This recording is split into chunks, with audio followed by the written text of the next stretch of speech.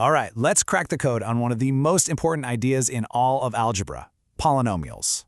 Now, I know that word might sound a little intense, but trust me, they're everywhere, from designing a roller coaster to predicting profit margins. So you see something like this pop up on a test or in a textbook. At first glance, it looks like a secret language, right? A total jumble of numbers and letters. And yeah, it's totally normal if that looks a little intimidating, but I promise you there's a really simple logic hiding right there in plain sight. Because by the time we're done here, you're going to see this code for what it really is. It's just a handful of simple building blocks that have been snapped together.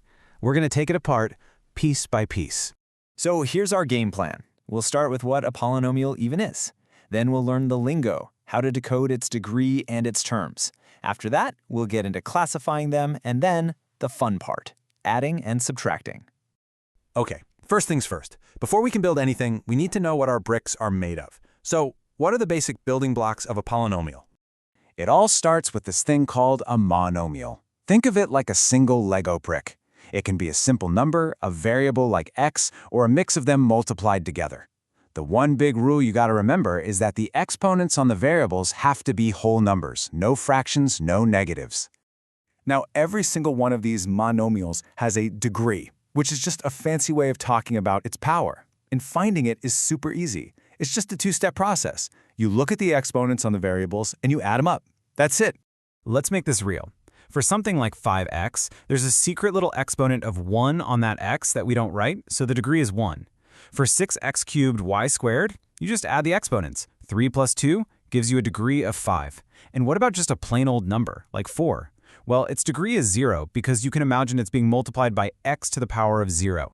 So, if a monomial is our single Lego brick, a polynomial is what happens when you start snapping those bricks together. It's just one monomial or a bunch of them added together. And each of those individual bricks gets a name. We call it a term.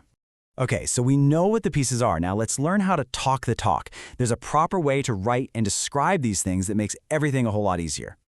Rule number 1 is called standard form. All this means is you line up the terms starting with the one that has the highest degree and go down from there. And this isn't just about being neat. It's going to be absolutely crucial for what we do next. So check this out. Just like each term has a degree, the whole polynomial gets one too. And the rule couldn't be simpler. It's just the degree of the biggest, baddest term in the group. And see, that's why standard form is so clever. It puts the boss term right up front for you. All right, now for the really cool part. Once a polynomial is in standard form, we can give it a very specific two-part name. It's kind of like being a scientist and classifying a brand new discovery. This chart here is basically our naming cheat sheet. A polynomial gets a first name and a last name. The first name comes from its degree, so you get names like constant, linear, or quadratic. And its last name comes from how many terms it has.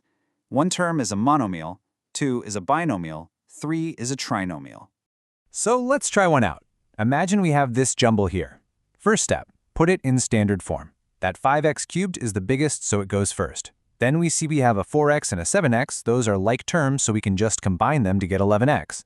So our cleaned up version is 5x cubed plus 11x minus 1. Now we go to our chart. The degree is 3, so its first name is cubic. It has 3 terms, so its last name is trinomial. Put it all together, it's a cubic trinomial. See? Okay, so we can identify them and we can name them. Now what? Well, now we actually get to play with them. Let's start by adding them together. You've basically got 2 main ways to do this. The vertical method is probably what you're used to. You just stack the polynomials and line up the terms that match. The horizontal method is more about regrouping everything first. You put all the like terms together in their own parentheses. Honestly, they both get you to the same place, so just use whichever one feels right to you. Now, if you've got addition down, I have great news. You are 90% of the way to mastering subtraction. There's just one tiny but super important twist you have to remember. This right here, this is the whole secret. This is the one idea that unlocks everything. To subtract something is exactly the same as adding its opposite. So what does that actually look like? It means you take the polynomial you're subtracting and you go through and flip the sign of every single term. Positives become negatives and negatives become positives. Then it's just an addition problem. And this is where people get tripped up. I want you to look at this common mistake. Someone tried to do this subtraction problem, and this is the answer they got. Take a second, look closely. Can you see what they forgot to do? Where did they go wrong? Did you catch it? They only changed the sign of the first term. They forgot to distribute that negative to the other two terms. The right way to do it is to change the subtraction to addition and then flip all three signs in the second polynomial. Then you just add like we did before, and you get the correct answer. And just like that, you know the fundamentals. You know how to read polynomials, how to classify them, and how to add and subtract them. The code is officially cracked. So that leaves us with a final question. If we can add them and subtract them, what do you think is the next logical step?